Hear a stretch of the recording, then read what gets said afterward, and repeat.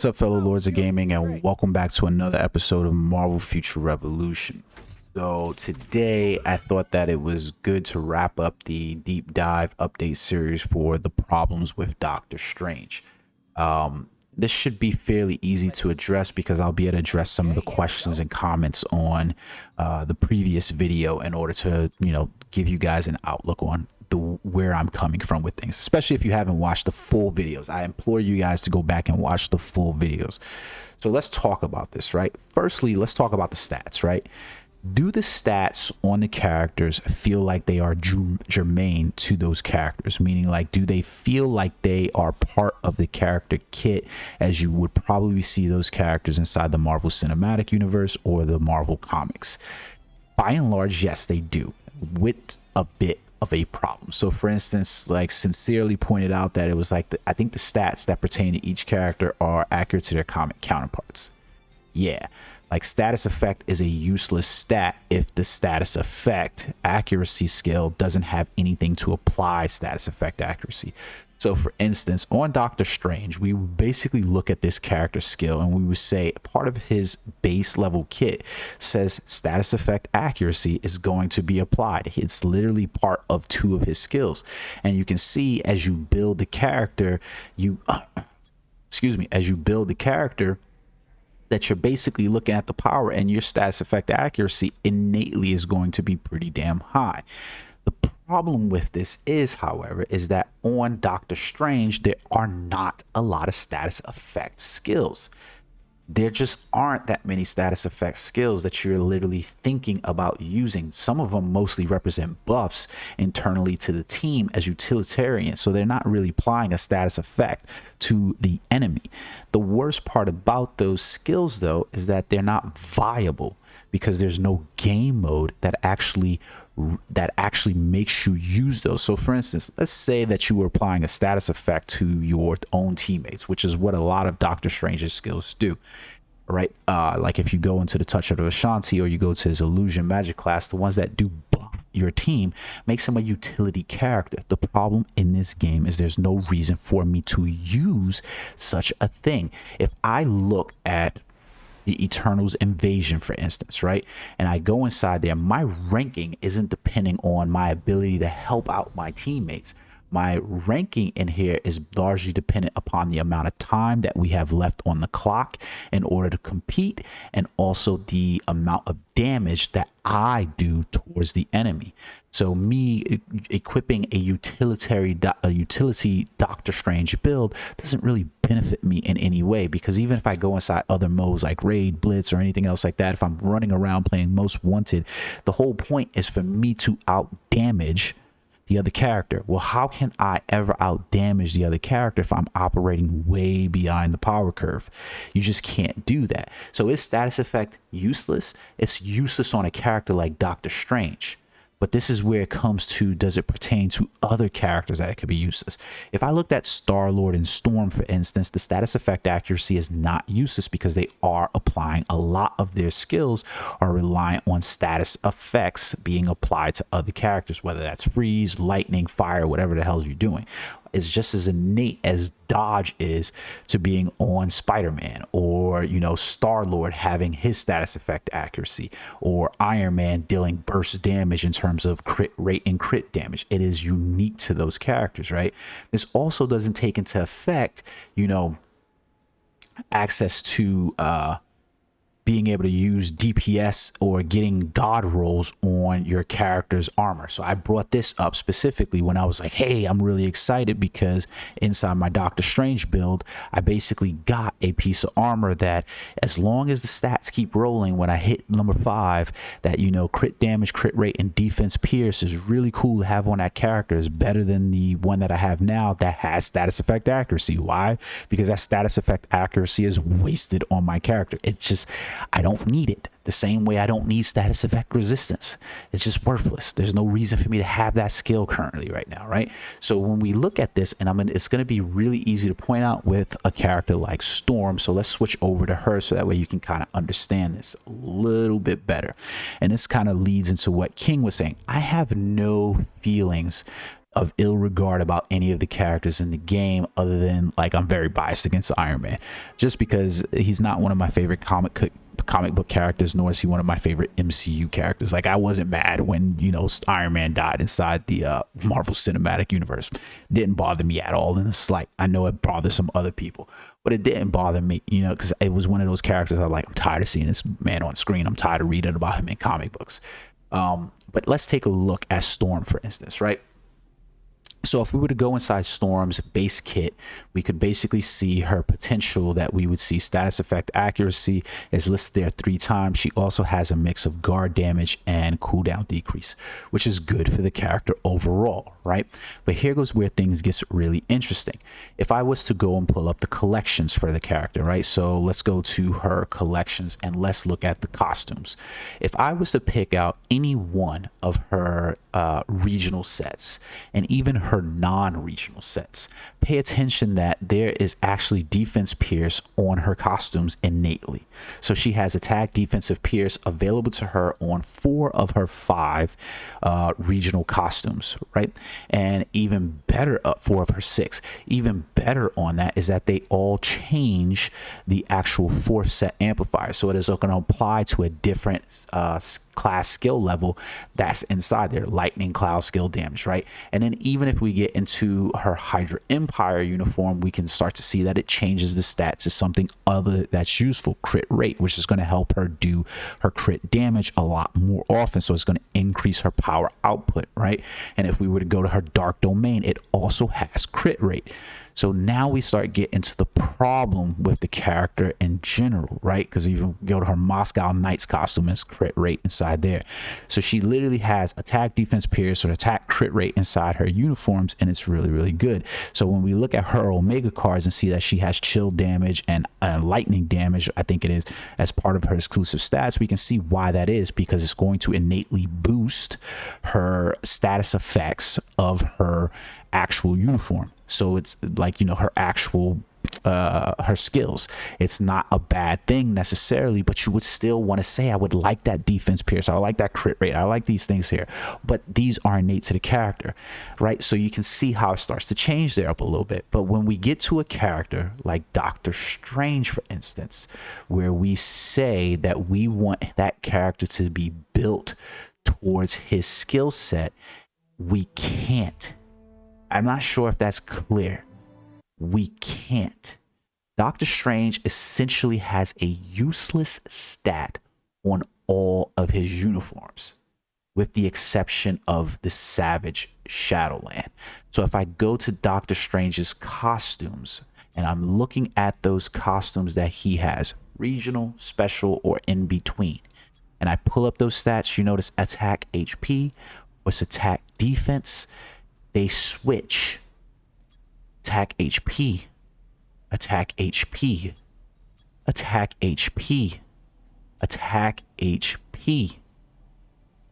Do you understand that I am giving him the effect of a useless stat that doesn't amplify any of the base level stats that are available in the game to other skill levels, so that way he can max out? There's no defense pierce, there's no crit rate, there's no crit damage.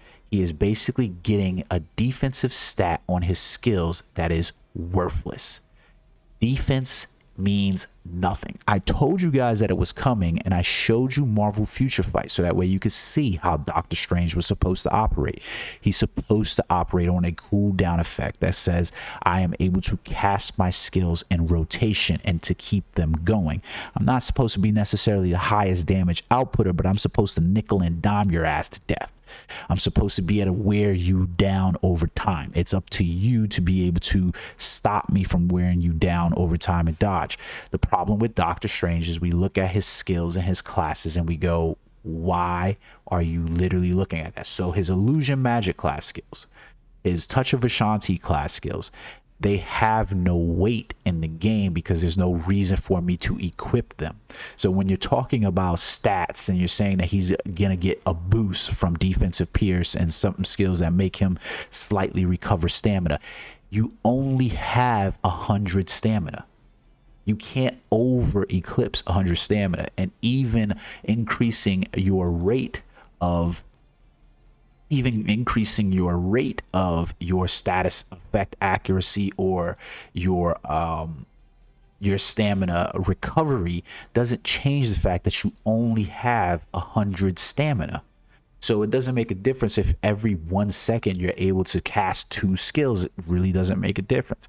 The Touch of Ashanti and the Illusion Magic class skills don't benefit the character because they don't really weight him in terms of helping him boost up his damage in a way that would be beneficial, because they're not better than the skills that are already in that class that are going to boost him up even higher. So having a high status effect accuracy on his character means nothing.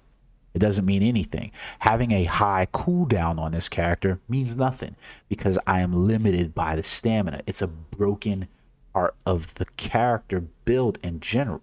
If the stamina wasn't there and there was no requirement, and then every time I just cooled down my skills, I would just run through, then you could say, okay, there's not a real reason for that character to necessarily just innately have defense pierce, because he might be broken at the ability to just cast those skills over and over. But you're basically looking at a way outside of the character in order to gain even the modicum of defensive pierce. I'm never going to immediately be able to reach the levels of defense pierce, crit rate, or crit damage that other characters are able to innately have on their skill builds. That's why I showed you guys Iron Man. That's why I showed you guys that's why I showed you Spider-Man. That's why I showed you Storm, to show you that these things that are really important right here are innately on them, while cooldown is already going to be hindered by stamina. So having cooldown and stamina on his character, and having 2 of his exclusive stats inside of his Omega cards be cooldown decrease and ultimate gauge recovery, make no sense. You literally took and capped his ultimate skill, and you gave that skill nothing to make it worth casting. The damage on it is lower than some of his other skills. The animation on it is terrible, because literally in the midst of casting his ultimate skill, he can be interrupted from casting that skill. Enemies can literally break free of that skill, and you literally have no damage amplifier on that skill whatsoever. So at best, it literally works as a cooldown for the areas for you to just stop and pause stuff from what's happening, because it's not even powerful enough to kill a lot of the, the ads in the game. Like it just literally is not. It's not a good skill overall. It's not a great skill. Any Doctor Strange player will tell you, you literally put yourself more in jeopardy by casting your ultimate skill than actually benefiting from it. So there's really no reason. Like, I can literally do more damage from 2 or 3 of my other skills than I can from my ultimate skill. So there's nothing that feels ultimate about casting Doctor Strange's ultimate skill. Nothing, literally nothing at all. So you have to be aware of that, and that's the part that I'm making, right? Or the point that I'm trying to make is that innately, what I want to see is that there's a viability in classes. If I play Iron Man and I look at the various classes for him, they all have viability. If I play Storm, she has viability across the board in her class skills. With Doctor Strange, you have given us no game mode that literally demands that I become a utility character and I benefit from being a utility character. What's the point of creating a bard if you don't make the bard actually usable? You have to provide some kind of game mode where that bard is actually beneficial. Invasion mode would require me to be able to say, well, I'm getting points for buffing you so that way you could do damage, so that way I'm on par with you. Otherwise, I finish in the back. There's no point in me playing Dark Zone with my alliance and choosing a utility character when I say I'm going to be buffing you so that way you can do more damage to the target and I receive less rewards than you. There's no point for me buffing a character at all in this game, so the utility effect of the character is wasted. There's no buff, there's no reward for being a utility character in this game. Nobody's begging to have Doctor Strange because everybody's basically looking at, like I said before to you guys in previous videos for like Netmarble, everybody's looking at how much damage can I do to the target. When we go inside invasion mode, people are basically saying, I can't carry you to get a higher score unless your crit damage is at this level. You aren't going to excel in Omega War and PvP unless your accuracy, right, and your damage match this. We already know that if you jump inside Dimension Duel and have a high defense pierce and you're at 75%, you're going to be at a whack whomever is there that doesn't have that, like the natural defense against defense pierce is defense. But because that skill has been muted and has been virtually, it's wasted at this point, it doesn't balance it out. You can basically get through defense as if though it doesn't exist at this point in the game. And I told you guys that was going to happen. I've literally done plenty of videos where I told you that was coming. So it's one of those things that you have to pay attention to, and that's why I titled this series The Problem with Doctor Strange, because I'm looking at the rest of the class skills, builds and stuff like that, and I'm looking and seeing that you initially set the character up to be successful for what he has, but you put in all of these implementations, these design features that essentially holds the character back. Whether you're looking at game modes, whether you're looking at how rewards are handled, there's no reason for Doctor Strange to be a utility character. The skills that are inside his inventory for him to actually have at his disposal, like for instance, if I go over here to the Book of Ashanti, you find me a skill inside here that's going to provide a buff. This decreased cooldown by 28.58%. That's worthless to me. Casting that is just going to help my allies do more damage, but I don't receive any points in invasion for casting that skill for them. Basically, I end up on the downside of that because I'm also trying to deal damage at the same time, right? So there's no reason. Me over here casting this, recovering stamina for each 8.9% each target. Well, if we're capped at 100%, there's not a real reason for me to use this skill because I can only recover my stamina by 8.9%. That's not a lot in the first place, and most likely in most engaged modes, once we get to the boss, it's only one target in the area. We're not dealing with multitudes of targets, so I'm only recovering at most 8-9% of stamina. 9% because it's just the one target. If you play invasion, if you play blitz, if you play raid, we're always dealing with one single target DPS. They haven't built any game modes for these things to be used, so I can keep up with you in the beginning of those modes in terms of damage because we're dealing with ads. But by the time we get to the boss where most of the damage is being done, well, guess what? It doesn't make a difference. Doesn't make a difference at all. So you look at these skills overall and they just don't match up. If I looked at Eldritch Swords and we go, where's the status effects that I'm applying inside these skills? What is the reason? Where's the boost that I'm applying for these skills? Decreases HP recovery by 50%. Who the fuck cares about decreasing HP recovery by 50% against normal ads? This doesn't even work inside PvP against the targets. And adding bleed. Bleed is a dead skill. It's the same in Marvel Future Fight. Bleed doesn't apply anything to you. So that's the problem. Having a status effect on a character like Doctor Strange means nothing. His should have been accuracy. That's what his should have been. He should have had accuracy rate on his. That would have at least mitigated some of those, because then you could say at least he has a counterbalance to dodge. His should have been accuracy. His cooldown should have been cooldown, but stamina should not have been a requirement, or stamina cost on these skills should not have been so high.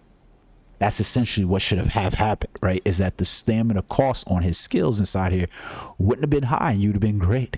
Because then you would have been like, well, I can just keep casting a skill. What's the point of me casting Eye of Agamotto on a character and apply 57.3% of his attack when I can't, he doesn't have a high attack value in the first fucking place? Like his attack value inside here. So even if you look at most of the people's meta builds inside the characters, is what it is. So like, even when we take away, like, let's stop talking about Doctor Strange and let's get into Storm, right? Because King, I do want King, and I do want other people to show me what their builds are and to give me reviews of characters, because Unfortunately, in this game, it does make it difficult because I can't invest the amount of money and time into so many other characters inside the game. But let's take away that stuff and just look at a character like Storm, right? She has defense, pierce, and critical rate built into some of her uniforms and stuff like that. Well, imagine what she would be and how she would be if she was like Iron Man, if she was like Spider-Man, if she was like Captain Marvel, if she was like Black Widow, where defense pierce was included in her attack skills. She would be on a more even playing field with those characters inside PvP, as well as being an outstanding character inside PvE. You see what I'm saying? Like, it's not about adding to a character to take away from other characters. It's about being somewhat at an equal playing field where these stats should be overall.